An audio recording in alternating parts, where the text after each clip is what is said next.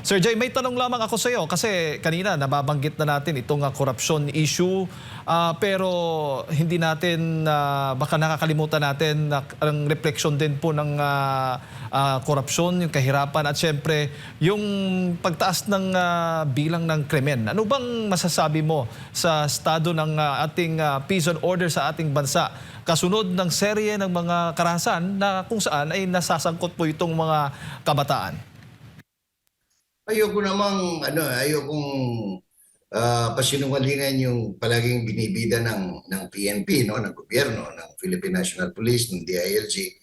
Na ika nila ang laki ng binaba ng crime index, no, sa Pilipinas over the last several months. Kung pakikinggan mo sila, tapos dito sa on the ground naman ibang nangyayari, talagang ano ba ito, nakikipaglokohan ba? Yun ang magiging reaction mo. Kasi nga, kapareho niyan,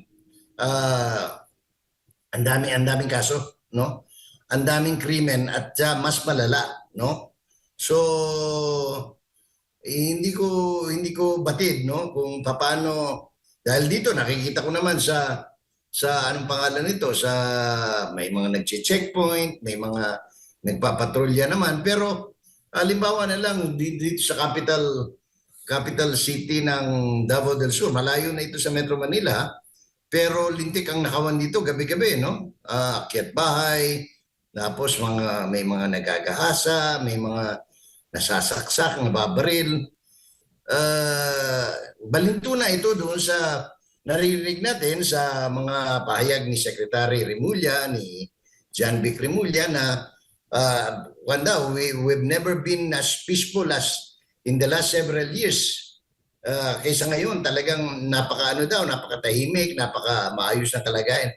Ewan ko kung saan nakatira si Mr. John Vic, kasi sa mismo Cavite, sunod-sunod yung krimen din. Ultimong mga bata, no? Yung mga saksakan ng mga estudyante, doon nangyayari sa kanyang lalawigan na dati siyang gobernador. So, nakakabahala, no? Nakakabahala sapagkat kahit na nga yung dito ang napansin ko simula nung 3 taon na, bumalik na naman yung mga nagtitinda ng yung mga pusher, active na naman, no? Dito sa anong pangalan nito, sa amin, no? Parang wala silang kinatatakutan eh. Parang ganun ng may serial rapist pa. I don't know kung paano ko, hindi ko I can't reconcile, no, yung statement from the DILG and PNP as against what is actually happening on the ground, Jade. Opo, lalo na't sa loob ng mga paaralan nangyayari po yung mga karahasan na Sir Jay. At kayo ho ba ay sumasang-ayon na dapat may mga kapulisan na sa loob ng mga paaralan? Though maraming mga kritiko na tutol dito dahil nga ang paaralan ay isang ligtas na lugar at dapat malayo po sa karahasan. Pero ito nangyayari na nga.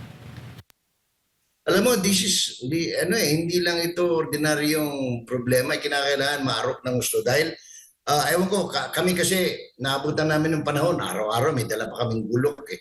May dala pa kaming sanggot, no? Bladed, bolos para maglinis, mag-gardening sa eskwelahan. Wala namang nangyaring mga tagaan o saksakan. Because, anong tawag nito? Maayos kasi the system before, may disiplina, may paggalang. Ewan ko kung anong reflection to. Reflection ba ito sa kapabayaan? Sa anong pangalan nito?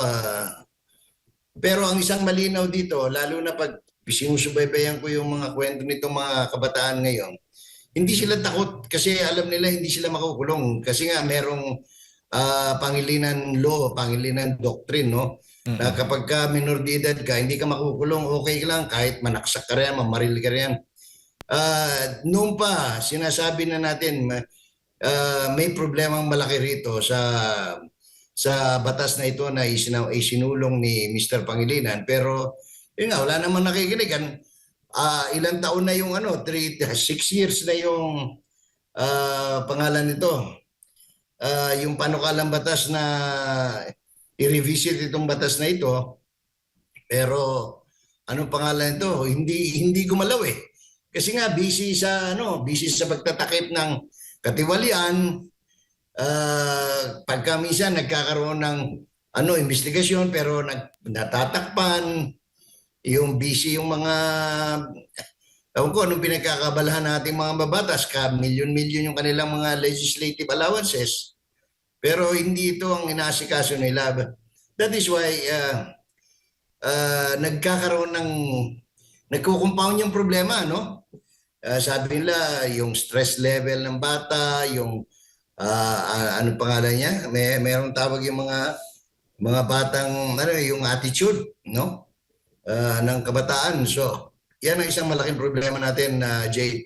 Opo. At ang sabi pa nga ng ilan, nakakatawa dahil ang no-normalize daw ng karahasan sa bansa ay iniuugnay kay dating Pangulong Duterte. Si FPRD daw yung nag-normalize nitong karahasan. Ayun, kalokohan na yun talaga. Kalokohan yun. Dahil unang-una, matagal nang hindi presidente yun. Matagal nang, alam mo, pagka leader ka, pagsampa mo pa lang dyan, nandiyan yung mga problema, tutukan mo, wag kang manisi ng ibang tao dahil kahit nasisihin mo pa kung sinong tarpulano dyan, ikaw yung nakaupo rin eh. Di ikaw din ang ikaw dapat ang magbigay ng solusyon. Kung hindi mo masolusyonan, wala kang kwentang tao. Wala kang kwentang leader. You do not blame previous people. Ikaw dapat tumutok sa problema. Opo, at may Hindi kaugnayan. ako believe doon sa yung mga ganyan, yung sasabihin. Kasi ganito yan, apa ba yan? Malinaw naman kung saan saan sila. No, ang takot yung mga bata, matitigan lang, makakita lang nga ng pulis na naka-uniforme, takot na. Ngayon hindi, sabihin na, kahit na nga duraan yung pulis, wala naman sila, hindi naman sila makukulong eh. Yun ang katwiran nila yun.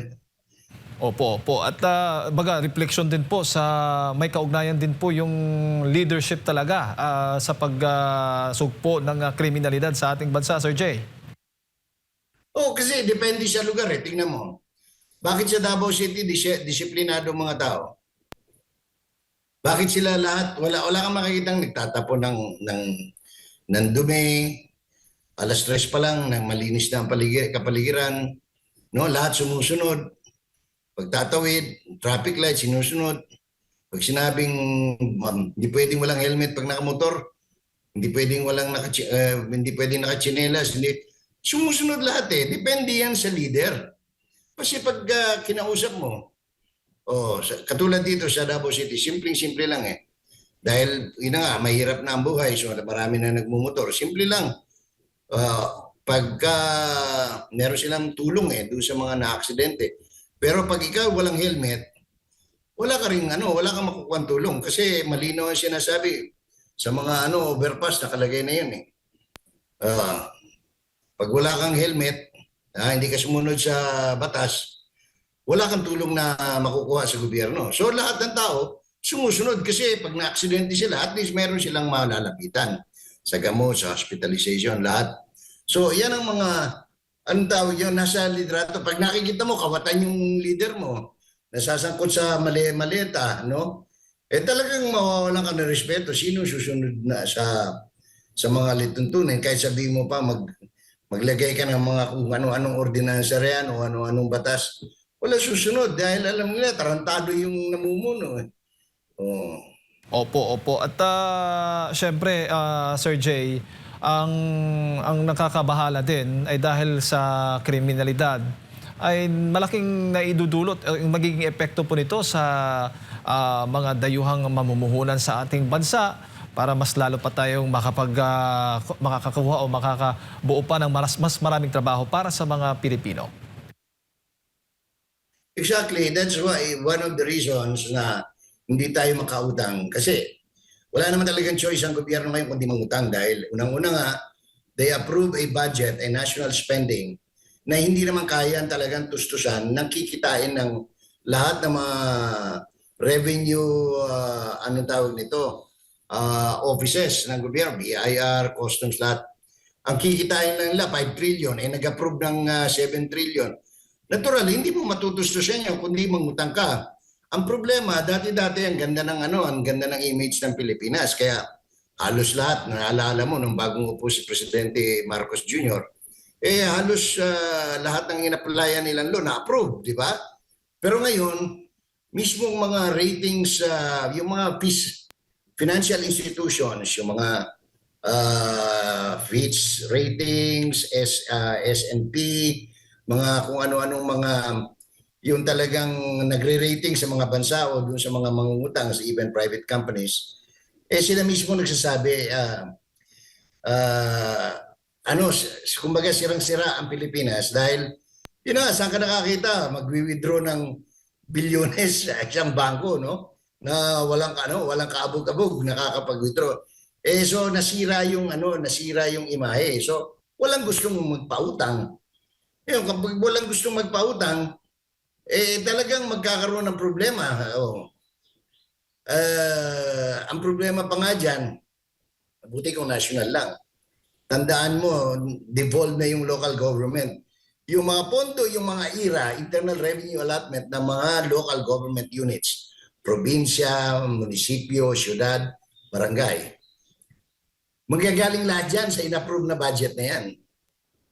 Problema, pag wala yan, kaya dito na lang, Davao del Sur, ang dami hanggang ngayon, ang dami hindi pa sumusweldo sa local government. Wala yung IRA pa nila eh. Mangungutang pa lang ang gobyerno. At mangungutang ang gobyerno sa domestic at a very, very stringent rate, no, or interest. So, patong-patong ito eh. Kahon-kahon, no, dugtong-dugtong yung kabit-kabit yung mga problema.